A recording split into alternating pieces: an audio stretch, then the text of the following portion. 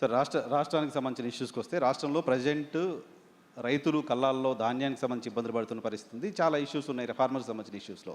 ఈ ఫార్మర్స్కి సంబంధించిన ఇష్యూలో భారతీయ జనతా పార్టీ అడ్రస్ చేయలేకపోతోంది, పరిష్కారం చేయలేకపోతోంది. భారతీయ జనతా పార్టీ రేడ్డుకి ఆందోళన కూడా చేయట్లేదనే ఆరోపణ బీఆర్ఎస్ చేస్తుంది. కేంద్రం దగ్గర నుంచి సమస్య పరిష్కారం చేసే ప్రయత్నం చేయట్లేదని కాంగ్రెస్ పార్టీ చేస్తుంది. మీ పైన ఆరోపణ ఇది తప్పండి. అసలు ఫస్ట్ కళ్ళాల దగ్గరికి ఈ యొక్క ధాన్య కేంద్రాల దగ్గరికి ఐక్యపేట దగ్గరికి పోయింది నేను మా కిసాన్ మోర్చా అధ్యక్షులతో ఫస్ట్ అసలు హైలైట్ చేసిందే భారతీయ జనతా పార్టీ. మేము అక్కడ పోయినటువంటి ఒక భువనగిరిలో పోయినాం, మీడియా సాక్షిగా పోయినాం. మేము కాకపోతే కవరేజ్ అప్పుడంతా రాకపోవచ్చు, కానీ మేము పోయినాం. ఆ రోజు ఉన్నట్టు వాళ్ళ సమస్యను అడ్రస్ చేసినాం. అక్కడ ఒక రైతు కూడా ఆత్మహత్య చేసే ప్రయత్నం చేశారు. ఆ రైతును కూడా మేము మా వాళ్ళకి పోయి కలవడం జరిగింది. అంతేకాకుండా మేము ఆదిలాబాద్ జిల్లాలో కూడా నేను పోయాను, ఖానాపూర్ అటు సైడ్ పోయానంటే ఇప్పుడు ఉన్న నిర్మల్ జిల్లాలో. అక్కడ కూడా ఉన్నటువంటి ఒక రైతును కలిసాము. అక్కడ మేజ్ ఫార్మర్స్ మా ఎంపీ గారు కూడా మాట్లాడారు, మొక్క సంబంధించినటువంటి కలెక్టర్ గారితో. అయితే ఈ యొక్క రాష్ట్రంలో కేంద్ర ప్రభుత్వమే కదా ఎంఎస్పి పెంచింది.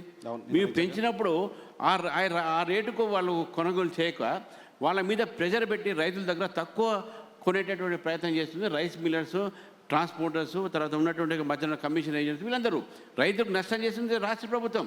దాన్ని ఆదుకుని మీ ప్రభుత్వాన్ని డిమాండ్ చేస్తాను, నువ్వు రైతు బంధు అయ్యావు, రైతు బంధు పెట్టినావు, వాళ్ళకి ఆదుకో, వాళ్ళ ఒక పండించే ధాన్యాన్ని మీకు కొనరు, సమయానికి కొనరు. సో మీరు ఫైట్ చేస్తున్నారు. Definite we are fighting for the farmer. Real fighters are Bharatiya Janata Party. Okay sir. ధాన్యం కొనుగోలు కానీ ఇతర రైతులు పండించేటువంటి ఉత్పత్తులు కానీ ఈరోజు ఖర్చు పెట్టేది వాటి మీద కేంద్ర ప్రభుత్వం. ఈరోజు ధాన్యం కొనుగోలు మీద కూడా ట్రాన్స్పోర్ట్ ఎక్స్పెండిచర్, బస్తా కట్టేటువంటి దారము, మరి బ్యాంకుకి సంబంధించినటువంటి ఇంట్రెస్ట్ అంతా కేంద్ర ప్రభుత్వం ఇస్తుంది.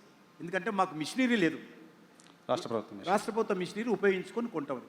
అది కూడా చేతగావడం లేదు ప్రభుత్వానికి. నెంబర్ 1, ఎలక్షన్స్లో మీరు ఏం చెప్పారండి? కాంగ్రెస్ పార్టీ 10 పంటలకు మేము సపోర్ట్ ప్రైజ్ ఇస్తామని 10 పంటలకు చెప్పారు. ధాన్యం మీద ఏమన్నారు? 500 రూపాయలు ఇస్తామన్నారు. ఇప్పుడేమంటున్నారు?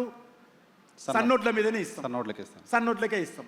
ఈ రకంగా రైతులను మోసం చేసి చివరకు సమర్థవంతంగా రాష్ట్ర ప్రభుత్వ యంత్రాంగాన్ని ఉపయోగించి రైతుల ఉత్పత్తులను కొనుగోలు చేయడంలో పూర్తిగా వైఫల్యించిందనే విషయంలో ఏ రకమైనటువంటి సందేహం లేదు.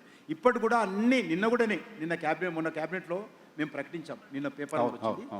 ప్రతి సంవత్సరం 1300 ఉన్నటువంటి ధాన్యం రేటు ఈరోజు 2400కి వెళ్ళింది. స్వాతంత్రం వచ్చినప్పటి నుంచి నరేంద్ర మోడీ గారు ప్రధానమంత్రి అయ్యేంత వరకు 1300 రూపాయలు ఉండేది ధాన్యం ధర. ఈరోజు ఈ 10 సంవత్సరాల్లో అది సుమారు 2400-2500కి చేరింది. అది అంత పెంచాం. ఎందుకంటే మొత్తం కూడా పెంచలేం. ధరల మీద మధ్యతరగతి ప్రజల మీద, పట్టణ ప్రాంతంలోని ప్రజల మీద కూడా భారం పడుతుంది. ఆ భారమంతా కేంద్ర ప్రభుత్వం ఫ్రీగా ధాన్యం ఇస్తున్నాం. వల్ల ప్రజలకు 83 కోట్ల మంది ప్రజలకు ప్రతి నెల 5 కేజీల చొప్పున ఫ్రీగా మనము బియ్యం ఇస్తున్నాం మనం. కాబట్టి కేంద్ర ప్రభుత్వం ఇన్ని రకాలుగా చర్యలు తీసుకుంటున్నప్పుడు కొనుగోలు చేసి మాకు ఇవ్వడానికి వీళ్ళకి ఇబ్బంది అవుతుంది, కష్టమైంది అడుగుతున్నాం, వీళ్ళకి నొప్పి ఏందని అడుగుతుంది.